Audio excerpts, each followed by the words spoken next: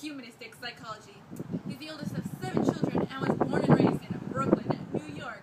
He's even written 5 books, I repeat, 5 books, including Toward a Being of Psychology. He's attended Cornell University, Columbia University, University of Wisconsin-Madison, and the City College of New York. Ladies and gentlemen, please put your hands together for our one and only Mr. Abraham Maslow. Thank you. Hi, everybody. Thank you. Hey, welcome to the show. Thank you. Please take a seat. Thank you for inviting me here. It's a very, very special honor. Yes. So how have you been? I've been good. Life's treating me well. Oh my God. So please tell us, how did you become so interested in the field of psychology? Well, I attended the University of Wisconsin, and there I was exposed to psychology courses, and that's when I really knew that this could be a future for me. Back in 1930, I earned my bachelor's degree in psychology, and I taught as an instructor there at the university under the man of Harry Harlow. I got my MA degree in 1931 and my PhD in 1934. Wow. Sounds like you've worked really hard to get where you are today. So, is there anything new on the table for you coming up? Yes, actually, I've coming up with a new book recently. Yeah. Wow, so what's it called? What do you think? Can you explain to us what it will be? What will the book be about? Yes, it's called The Theory of Human Motivation. It's still in the process of being written, actually, but I'm really looking forward to publishing it. I feel like my viewers and my readers will really have a good, positive view about it. Yeah, wow.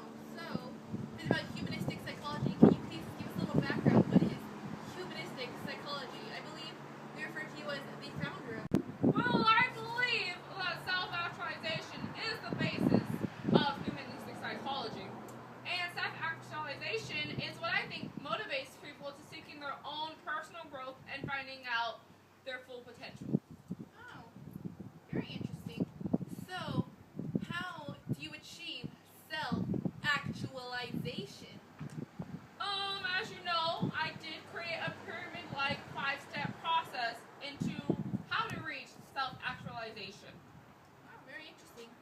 So, can you please explain to our viewers what these 5 steps would be in order for them to take their own steps to become self-actualized? Well, of course I can.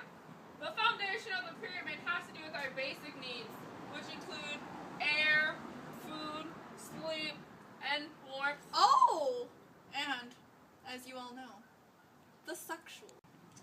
Exactly! And our next step would be safety, and that consists of protection from elements, limits, stability, security, law, and order. Right. I understand. So, what would be the next step? Yes, and our next step being this to social needs, and this contains love, acceptance, family relationships, affection, and colleagues. Oh, so like fitting in, feeling like you have a purpose within this world. You can have relationships with family, friends, and others. Yes, that's exactly what it entitles. Next would be our esteem needs. These include personal achievement, administrative responsibility, independence, status, prestige, dominance, and mastery. Oh, wow. And that would lead us to our final 5th step, and that would be self-actualization, correct? Precisely! This is basically self-fulfillment, seeking personal growth, and peak experiences, and understand our personal potential. Very interesting. Just out of curiosity, how many people do you think are actually self-actualized? There's really only 15 characteristics that are key components to being self-actualized. Oh, wow. Well, could you please explain and elaborate as to which these 50 characteristics are? Yes, of course. These are usually people who perceive themselves as really efficient and can tolerate uncertainty. They accept themselves and others for what they truly are. They are spontaneous in thought and action. They are problem-centered, humble. They are able to look at life objectively. They're highly creative. resistant to enculturation, but not purposely unconventional. They are concerned for the welfare of humanity. They are capable of deep appreciation of basic life experience. They establish deep, satisfying interpersonal relationships with few people. They peak experiences. They have a need for privacy. They have democratic attitudes, and they have strong moral, ethical standards. Wow. Wow. Wow. I think that's a lot for us to take in right now.